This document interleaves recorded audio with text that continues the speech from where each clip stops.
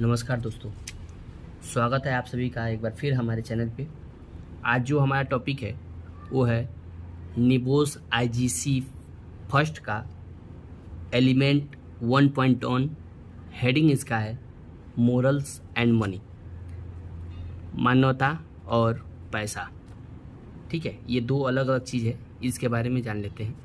Moral का मतलब ये जो किसी के दुख को देखकर हमारे अंदर जो फीलिंग आती है, या किसी को कुछ हो जाता है उसको देखकर हमको जो फीलिंग आती है, किसी को कोई तकलीफ देखकर जो हमारे अंदर फीलिंग आती है, उसको हम बोलते हैं मोरल।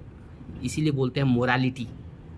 ठीक है, इसमें ये आपको ये समझ में आ गया। मनी के बारे में सबको पता है,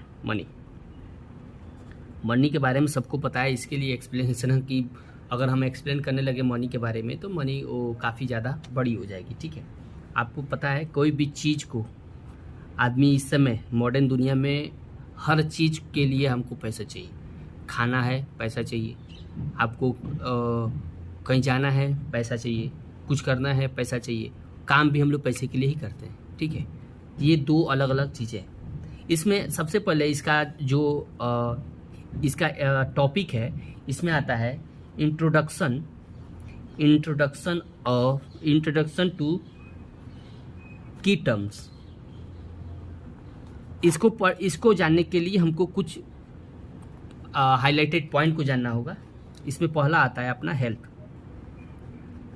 हेल्थ के बारे में बताता हूँ आपको। इसको निबोस की किताब जो है, बुक जो है, उसके अकॉर्डिंग अगर हम बोलें तो इसमें होता है एब्सेंस ऑफ डिजीज और ill health. Absence of disease और इल हेल्थ यानी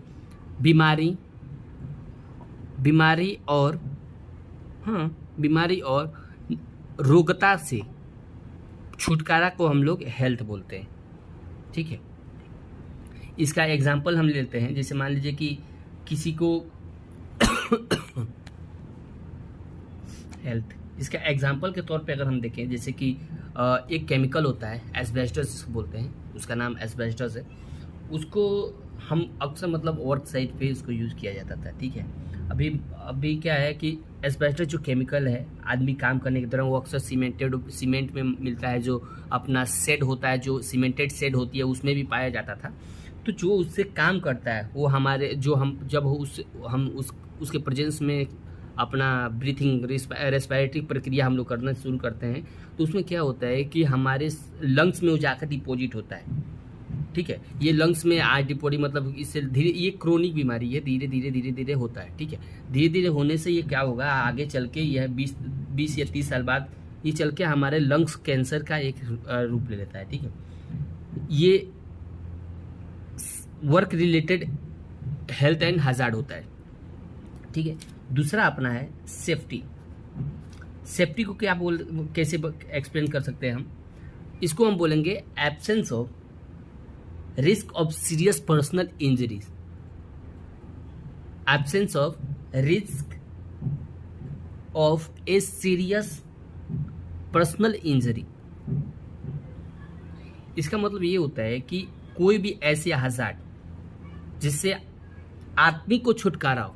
फॉर एग्जाम्पल अगर हम बोलते हैं, मतलब कोई भी, ऐसा नहीं कि एक पर्टिकुलर चीज़ को मैं बोल रहा हूँ, किसी भी किसी भी वर्कर को किसी एक चीज़ से हजार्ड से बचाओ या अनुपस्थिति, वो हजार्ड के अनुपस्थिति को ही हम सेफ्टी बोलते हैं। आपको पता है मैंने अपने पिछले टॉपिक में कवर किया था कि हायरार्की ऑफ कंट्रोल, उसमें हमने कवर किया था कि कैसे हम उस मतलब हजार्ड को दूर कर सकते हैं।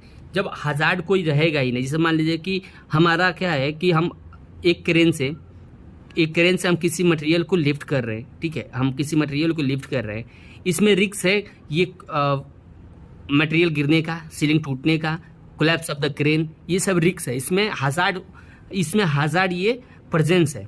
तो इसको हम किसी पर्सनल, देखिए अभी मैंने बताया है कि absence of risk of serious personal injury, यानी जो पर्सनल इंजरी है उसको बचाने वो बच रहा है, यानी कोई व्यक्ति बच रहा है, उसको हम सेफ्टी बोलते हैं। ठीक है, अगर इसके नीचे से अगर कोई आदमी जा रहा है, ठीक है, इसके अगल बगल में अगर कोई आदमी है तो वो उस समय रिस्क एब्सेंस नहीं है, जैसे बोला गया है कि रिस्क एब्सेंस होना चाहिए।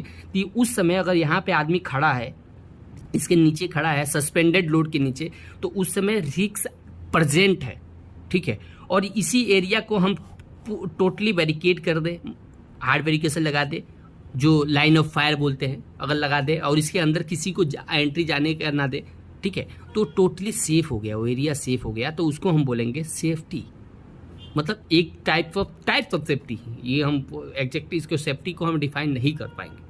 डिफाइन सेफ्टी हर चीज, the absence of risk of health harm injuries is known as safety. कोई भी किसी तरह का नुकसान ना हो, वहाँ पे हम उसको सेफ्टी बोलेंगे, ठीक है। अगला जो हाईलाइटेड जो की टर्म है वो है वेलफेयर। वेलफेयर को मैं बताता हूँ क्या होता है। वेलफेयर का मतलब होता है कि जो आदमी काम कर रहा है उसके लिए क्या आपने अरेंजमेंट किया हुआ है। फॉर एग्जांपल कि हमने साइड पे रेस्ट रूम दिया हुआ है, टॉयलेट दिया हुआ है, एयर ब्लोइंग एयर दिया हुआ है। ब्लोइंग एयर मतलब कि हमने फ़ैन उनका प्रोवाइड किया है, ड्रिंकेबल वाटर दिया हुआ है, ठीक है।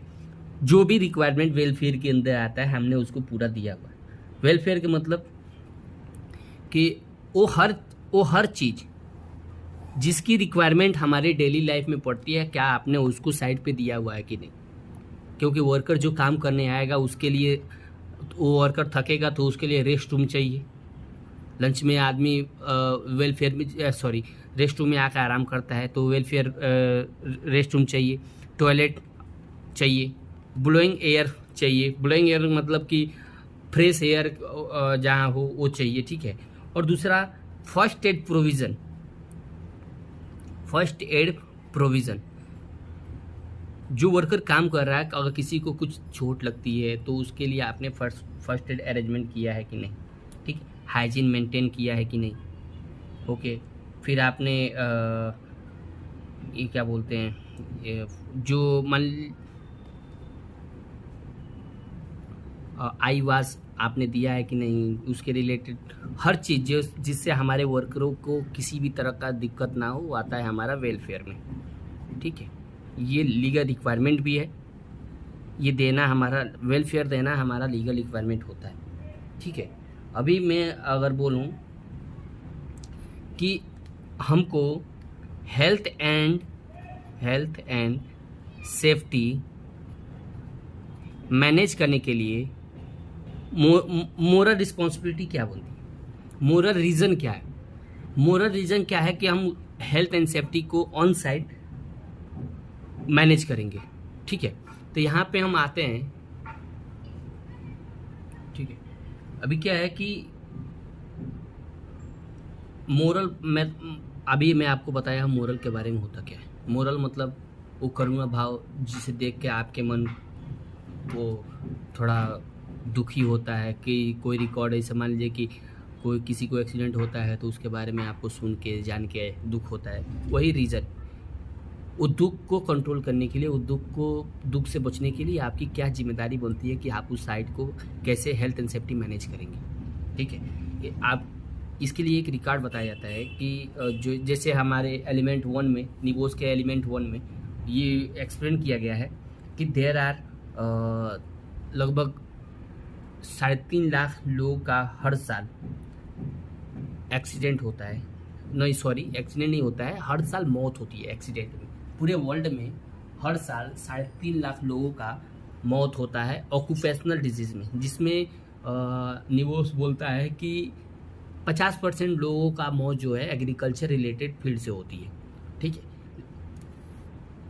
अब आते हैं कि ये 3.5 लाख लोग मर जाते हैं किसी कारण, कहीं कंस्ट्रक्शन साइट पे, कोई ऑयल एंड गैस साइट से, किसी भी तरह का जो फैक्ट्री कंपनियां हैं उसमें आदमी काम करते हुए उनको कोई चोट लगता है और उनकी मृत्यु हो जाती है। तो इससे हमारे मन को काफ़ी दुख पहुंचती है कि भाई वो अगला अपना काम करने के लिए गया था, अपने फैमिली को पालने के लिए गया था और उसकी मौत हो गई। कितना बुरा लगता है, ठीक है। उसके पीछे जो 3 लाख लोग जो हैं 3 लाख लोग जो हैं उसके फैमिली में 3 लाख लोग जो है उसके फैमिली में भी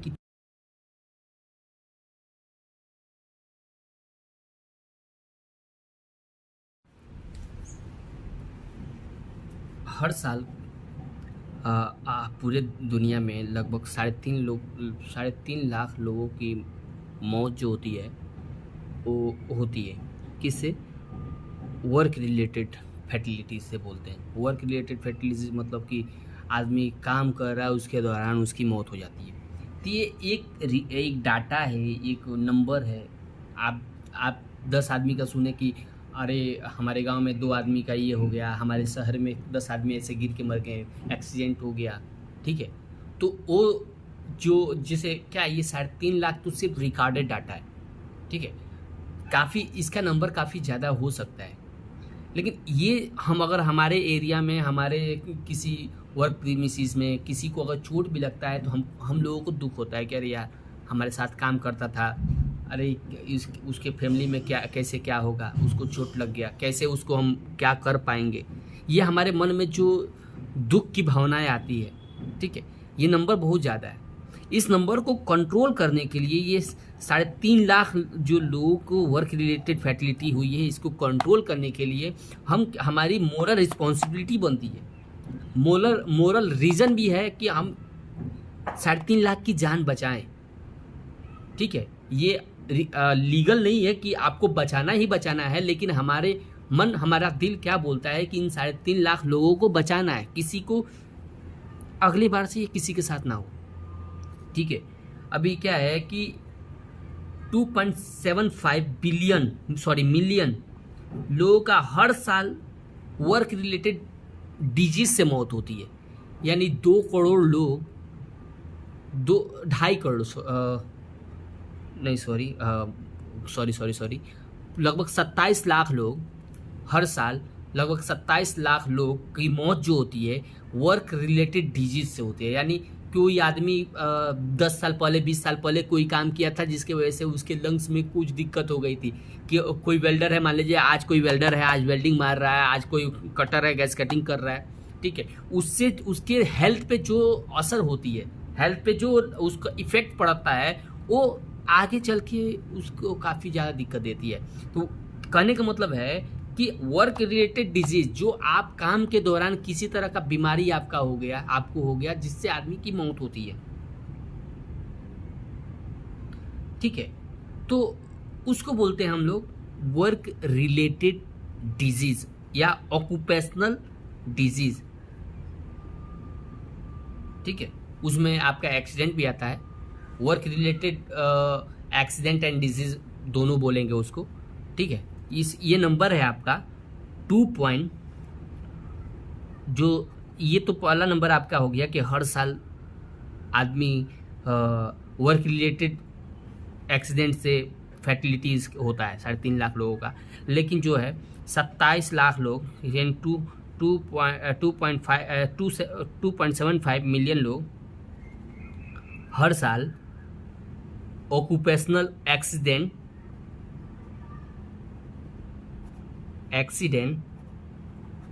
एंड ऑक्यूपेशनल डिजीज इसको बोल सकते हैं, ऑक्यूपेशनल डिजीज से मरते हैं, ठीक है। 27 लाख लोग ऑक्यूपेशनल एक्सीडेंट और ऑक्यूपेशनल डिजीज से मरते हैं। इससे कहने का मतलब ये आ रहा है भाई कि जो 27 लाख लोग हैं वो कहीं ना कहीं किसी काम के रिलेटेड कहीं जा रहे होंगे, कहीं वर्क एट हाइट पे काम कर रहे होंगे, कोई कन्फाइंड स्पेस में काम कर रहा होगा, कोई मैनुअल हैंडलिंग कर रहा होगा जिसको उसके क्या बोलते हैं नर्वस सिस्टम डैमेज हुआ हो, काफ़ी उसका ओवरलोडिंग करने की वजह से उसको दिक्कत हुआ हो तो ऑक्यूपेशनल डिजीज में वो मरा हो, कोई एस्बेस्टस से काम कर रहा हो उसकी मौत 10-12 साल बाद हुई हो, ठीक है। तो जो हर साल रिकॉर्ड किया जाता है वो है 2.75 मिलियन लोग, यानी 27 लाख लोग हर साल work related accident and work related disease से मरते हैं। ये नंबर छोटी नंबर नहीं है, ये नंबर किसी देश के पूरी जनसंख्या हो सकती है, बहरीन की पूरी जनसंख्या है ये, नंबर, 27 लाख लोग बहरीन की पूरी जनसंख्या है जो हर साल हमारे वर्क रिलेटेड इशू के वजह से मौत के मुंह में से आते हैं। ठीक है, ये काफ़ी दुख की बात है कि इतना लोग हमारे नॉन कंप्लायंस सेफ्टी की वजह से हमारे लापरवाही की वजह से इतने लोग की जान जा रही है। ठीक है, इससे क्या होगा, इतने लोग अभी 270 मिलियन, आपको एक और डाटा हम बताते हैं, 270 मिलियन यानी पूरे आपके 2 करोड़ 70 लाख, 2 करोड़ 70 लाख हर साल रिकॉर्ड होता है, उस वर्क रिलेटेड डिजीज रिकॉर्ड होता है, accident and disease both are recorded every year. 2 crore 70 lakh लोगों का कुछ एक्सीडेंट होता है, किसी को तबीयत खराब होती है, किसी के कोई डिजीज हो जाती है, तो 2 करोड़ 70 लाख ये नंबर है। ठीक है, जिसमें से 160 मिलियन, ये 270 मिलियन जो है उसमें से 160 मिलियन सिर्फ ऑक्यूपेशनल डिजीज होता है, यानी हमारा 110 मिलियन लोग ऑक्यूपेशनल एक्सीडेंट में आते हैं। ठीक है, ये इससे क्या आपको मैं एक और बात बता दूं कि अगर ये एक्सीडेंट ना हो, अगर ये एक्सीडेंट हम कंट्रोल कर पाएँ, अगर ये नंबर हम कंट्रोल कर पाएँ, तो हमारे पूरी दुनिया का, हम किसी एक देश की बात नहीं कर रहे हैं, पूरी दुनिया का जीडीपी जो है वो 4% तक बढ़ सकती है। 4% तक अगर इसको हम कंट्रोल करते हैं, ये जो नंबर्स हैं इनको हम कंट्रोल करते हैं, तो हमारी जो दुनिया का, वर्ल्ड का जो जीडीपी है, पूरे वर्ल्ड का जीडीपी 4% तक हाई राइज हो सकती है। ठीक है, तो हमारी ये मोरल रिस्पॉन्सिबिलिटी बनती है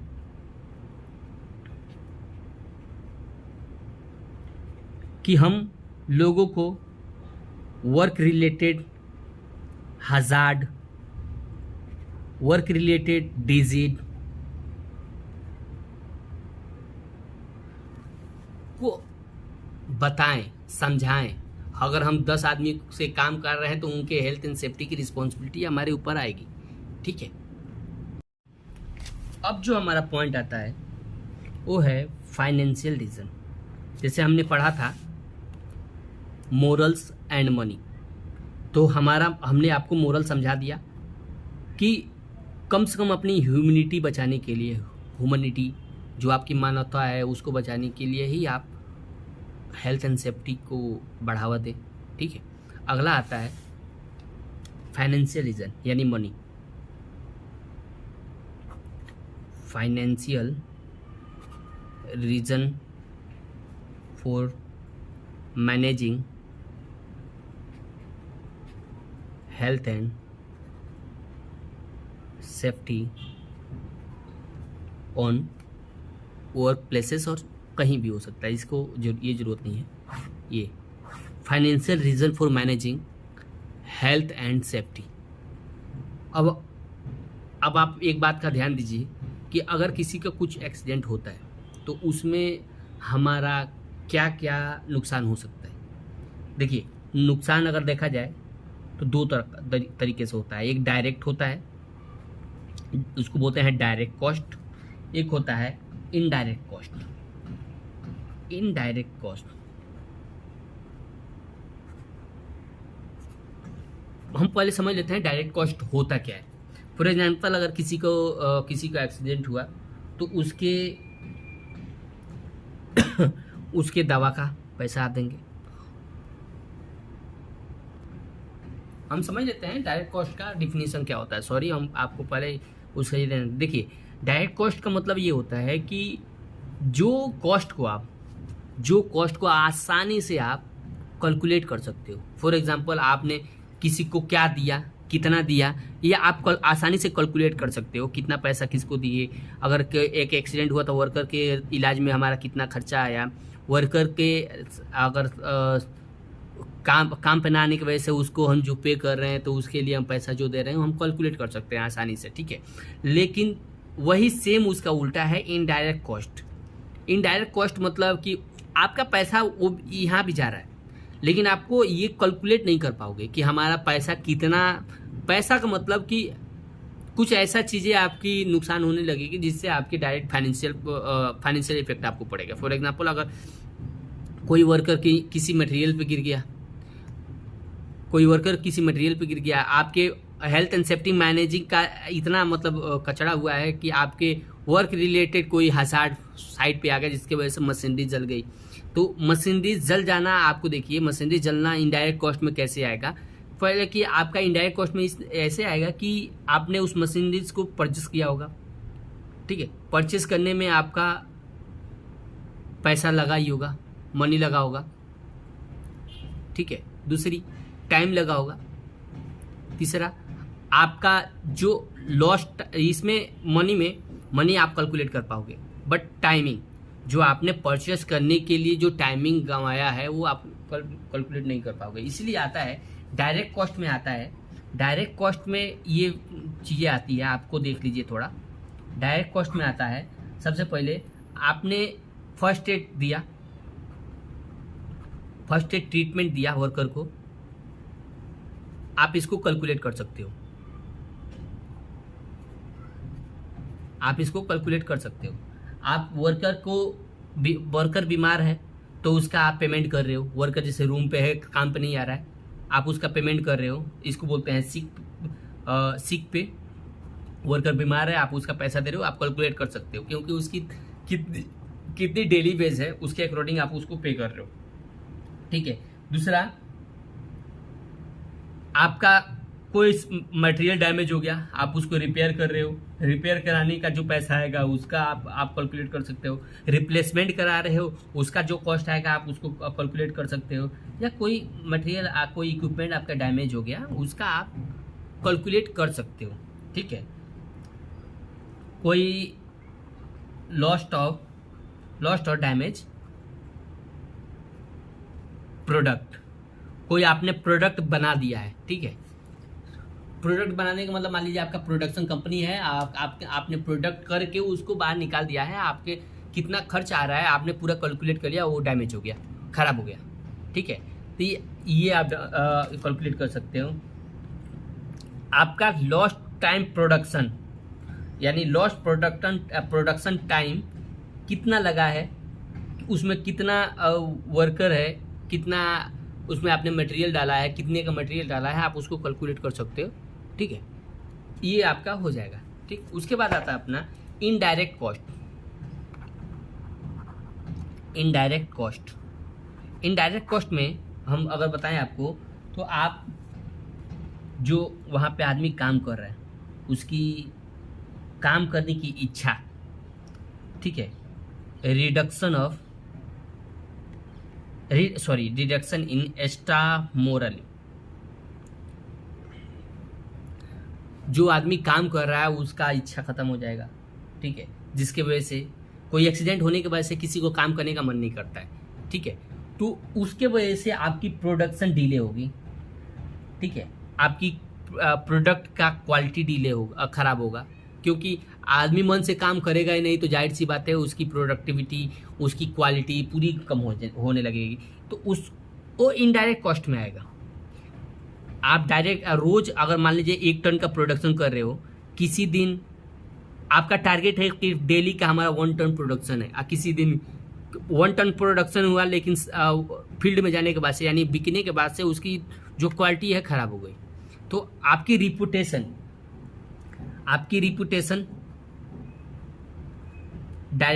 इनडायरेक्ट कॉस्ट में आएगा, ठीक है।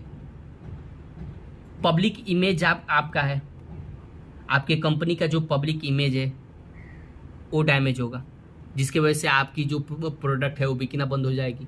कितना बंद होगी आपको पता नहीं है, हो सकता है कि हमारा प्रोडक्ट कोई खरीदे ही ना, हो सकता है कि हमारा प्रोडक्ट कोई खरीदे लेकिन अगले बार से यूज़ करने के लिए मना कर दे, अपने आसपास वालों को भी मना कर दे कि भाई ये प्रोडक्ट अच्छा नहीं है, उसको मत खरीद, ठीक है। तो ये आता है पब्लिक इमेज आपका डैमेज होगा, ठीक है।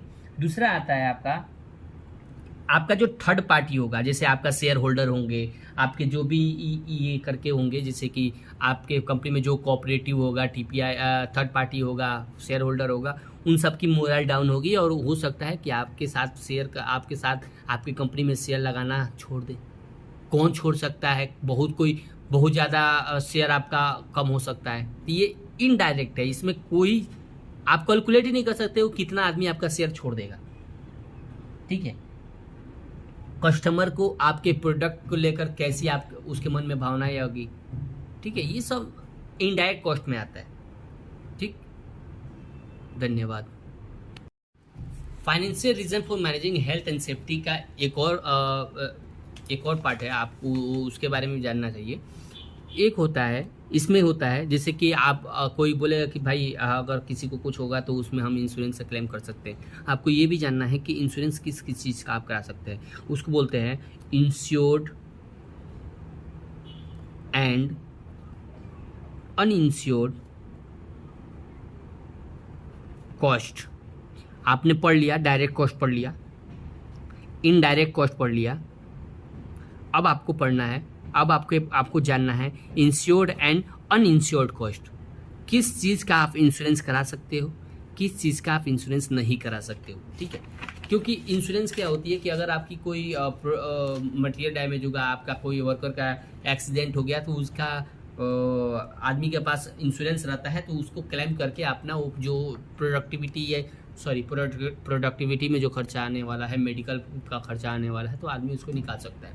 तो इसको हम दो पार्ट में हम डिस्ट्रीब्यूट करते हैं। ठीक है, पहला अपना है हम इंश्योर्ड करेंगे, इसको इंश्योर्ड जिसका हम इंश्योरेंस करा सकते हैं। ठीक है, दूसरा अनइंश्योर्ड जिसका आप इंश्योरेंस पॉसिबल ही नहीं है। ठीक है, पहला जो आएगा आपका डैमेज टू प्लांट,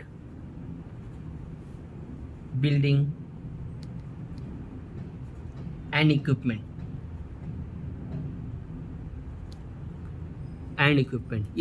इसके बारे में आपको थोड़ा हम बता देते हैं।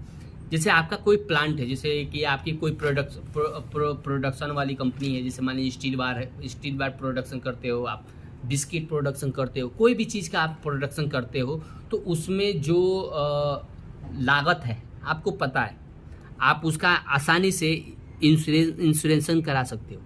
ठीक है, वो LIC हो, जो भी हो, ऐसा हम नहीं कहेंगे, इंश्योरेंस आप उसका करा सकते हो। ठीक है, कोई बिल्डिंग का कॉस्ट मालूम है आपकी कितनी कॉस्ट आई है, कैसे उसमें कोई बिल्डिंग खड़ा किया जाता है तो उसका पूरा कॉस्ट हमको पता होता है कि हमारा बिल्डिंग में इतने रुपए लगा है, तो हम उसको आसानी से इंश्योरेंस करा सकते हैं। इक्विपमेंट भी है, कोई भी यंत्र है, जैसे मान लीजिए कि आपका बाइक हो गई, गाड़ी हो गई, 4 व्हीलर हो गई, कोई भी इक्विपमेंट, जैसे साइड पे कई तरह का इक्विपमेंट यूज होता है, उसका फराना, हाइड्रा, क्रेन, जो भी है, उन सब का हम इंश्योरेंस करा सकते हैं। तो हम उसका इंश्योरेंस क्लेम कर सकते हैं, यानी कि ये डैमेज होगा तो हमको वापस मिल भी सकता है। ठीक है, दूसरा जो है अपना,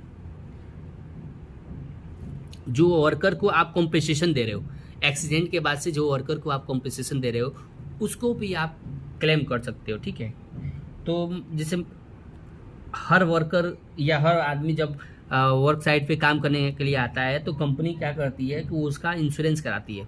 जिससे क्या होगा, अगर वर्कर का एक्सीडेंट होता है, वर्कर अगर कहीं से गिर जाता है, वर्कर का तबीयत खराब होती है, तो उससे इंश्योरेंस से क्लेम करके उस वर्कर को कॉम्पेंसेशन दे दिया जाता है। ठीक है, कि भाई ये तुम्हारा एक्सीडेंट हुआ तो इसके लिए ये तुम्हारा इंश्योरेंस का पैसा है। ठीक है, अगला होता है मेडिकल कॉस्ट का भी आप इंश्योरेंस करा सकते हो।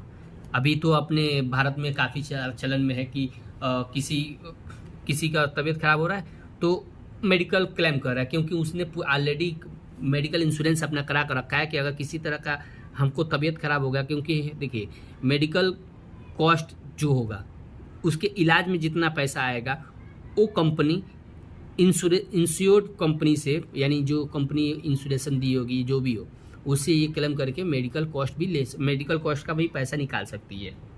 ठीक है, उसके बाद आता है legal cost associated with a legal claim for compensation. ठीक है, तो जो आपका लीगल फीस आई है, लीगल कॉस्ट आया है, जो भी चीज़ हो, ठीक है, आप उसका इंश्योरेंस करा सकते हो। अब अगले में आता है अपना अनइंश्योर्ड कॉस्ट। ये आपको बहुत ज़्यादा ध्यान में देना है, क्योंकि देखिए अगर हमारा एक समुद्र है, अगर ये समुद्र का ऊपरी सतह है, तो ये अगर आप ये देख रहे हैं, ये डायरेक्ट कॉस्ट देख रहे हैं ना, ये आपको ये डायरेक्ट कॉस्ट दिख रहा है, तो ये आपका अंदर का इनडायरेक्ट कॉस्ट होगा। इतना आपका डायरेक्ट कॉस्ट में जाएगा। अगर आपको दिखता है कि हम इतना बचा रहे हैं, अगर आप किसी चीज़ के लिए भाई चलो हाँ इतना करो, तो आपका नुकसान इतना होगा। तो आपको दोनों देख के चलना होता है। ठीक है, पहला आएगा प्रोडक्शन। प्रोडक्शन आपका डिले होगा और आपकी डाउन टाइम जाएगी। प्रोडक्शन डिले होगा, प्रोडक्शन डिले होगा तो उसका कोई इंश्योरेंस नहीं हो पाएगा, क्योंकि अगर मान लीजिए कि किसी वर्कर का एक्सीडेंट हो गया, अगर हर वर्कर, मान लीजिए कि हमारे साइट पे 10 वर्कर काम कर रहा है, 10 वर्कर काम कर रहा है और किसी का एक्सीडेंट हुआ तो 10 वर्कर आधे घंटे के लिए एक जगह इकट्ठा हो गए, ठीक है, तो यानी 5 घंटे का कंपनी को नुकसान होगी। अगर वही 100 वर्कर हैं और आधे घंटे के लिए खड़े हो गए तो लगभग 50 घंटा, यानी अगर नॉर्मली एक आदमी काम करता है 8 घंटा, तो 8 छक्के 48, यानी आपका 6 लोगों का 106 लोगों का कॉस्ट आपके ऊपर आ जाएगा। ठीक है, लेकिन ये आपका मतलब फिक्स नहीं है कि आदमी 10 मिनट ही बैठेगा, क्योंकि अगर 10 मिनट बैठेगा तो उसको आप कैलकुलेट कर सकते हो। अगर 10 मिनट से ज़्यादा बैठ गया तो उसका भी आप इंश्योरेंस नहीं करा सकते हो। आदमी बैठा है, इसका इंश्योरेंस थोड़ी होगा कि आपका प्रोडक्शन डिले हो गया तो उसका कोई इंश्योरेंस ही नहीं है। ठीक है, कोई एक्सीडेंट होने के बाद से उसका इन्वेस्टिगेशन होता है, तो इस इन्वेस्टिगेशन में जो आपका टाइम खराब हो रहा है उसका भी आप वो नहीं करा पाओगे, इंश्योरेंस नहीं करा पाओगे। टाइम का इंश्योरेंस नहीं होता है। ठीक है, आपके ऊपर कोई केस हो गया क्रिमिनल का या लीगल, कोई ऑकरेंस आने लगा आपके ऊपर, तो उसका भी इंश्योरेंस आप नहीं करा पाओगे।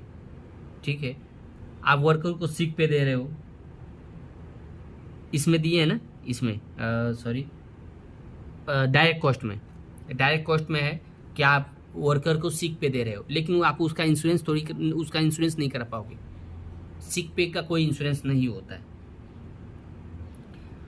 आपका जो प्रोडक्शन डिले हुआ है, उस डिले प्रोडक्शन को ओवर टाइम करा के आप अगर कराना चाहते हो कि उस प्रोडक्शन को हम मैनेज कर लें, वो भी आप नहीं कर पाओगे।